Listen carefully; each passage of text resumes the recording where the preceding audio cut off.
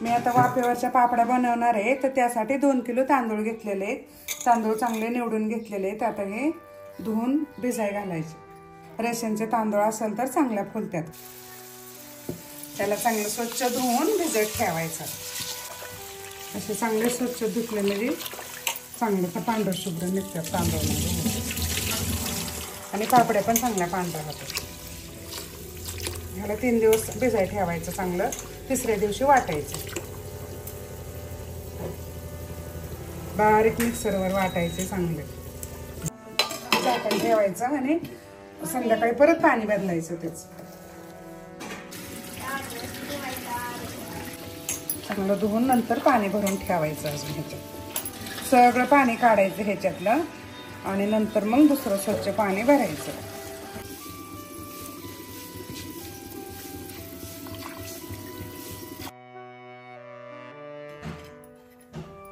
आपल्या तांदळाचा आज 3रा दिवस आहे. त्याला धुवून घेऊ अगोदर आणि नंतर मिक्सरवर चांगलं बारीक वाटून घेऊ.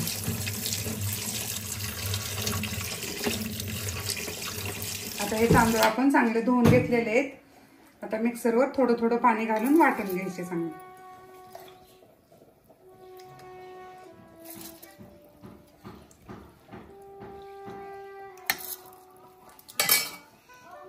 असं थोडं थोडं पाणी घालायचं आणि बारीक वाटून घ्यायचे.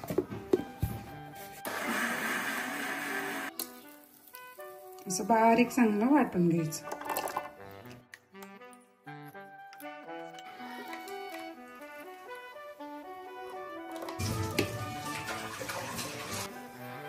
आता आपले तांदूळ वाटून झालेले आहेत. आता आपण लगेच ह्याच्या पापड्या तयार करणार आहे. लगेच तयार करायचे असेल तर हाय असं घ्यायचं वाटलेलं. नसेल 3-4 तासांनी करायचं असेल तर ह्याच्यामध्ये पाणी घालून ठेवायचं. चवीपुरतं मीठ टाकून घ्यायचं. पांढरे तीळ टाकायचे. पांढरे तीळ, खसखस, जिरी आपल्या आवडीनुसार काही टाकलं तरी चालेल.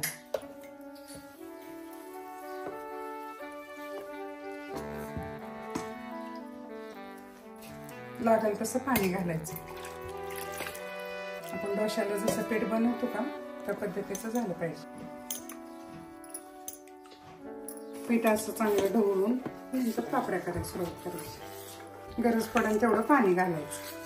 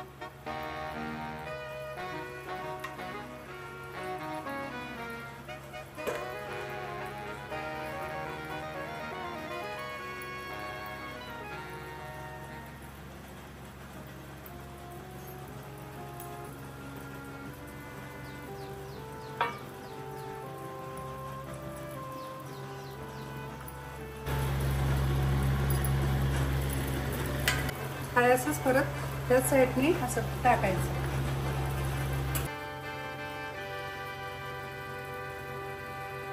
असं चांगलं फिरवायचं कडेने साईडने सगळ्या.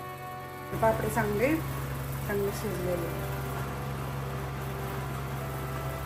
आणि असं टाकायचे.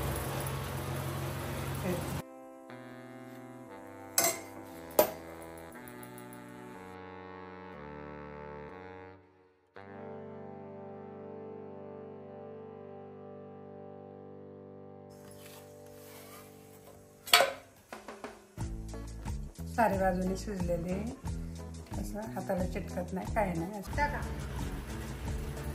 माझ्या हाताला येत नाही. हा तू टाक. हा असं टाकायचं. पापड्या आपल्या वाळत आलेले आहेत. आता त्याला काही उन्हाची गरज नाही, घरामध्ये सुद्धा हे वाळू शकतात.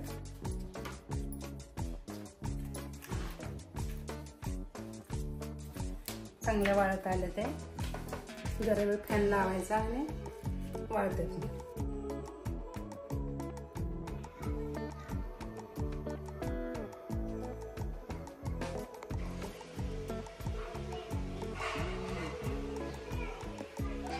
तेल गरम झालेलं आहे, पापडीचा थोडा तुकडा टाकून बघू.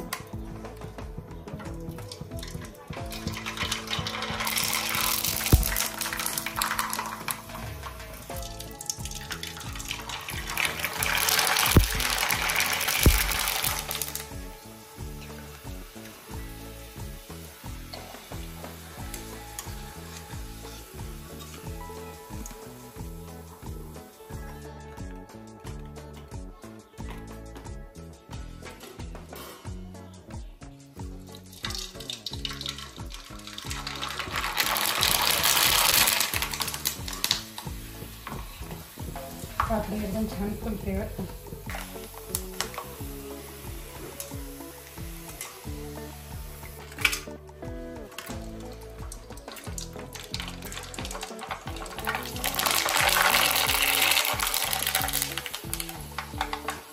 पापड्या एकदम पातळ आहेत आणि हलक्या हलक्या पण होत्यात तळल्यावर.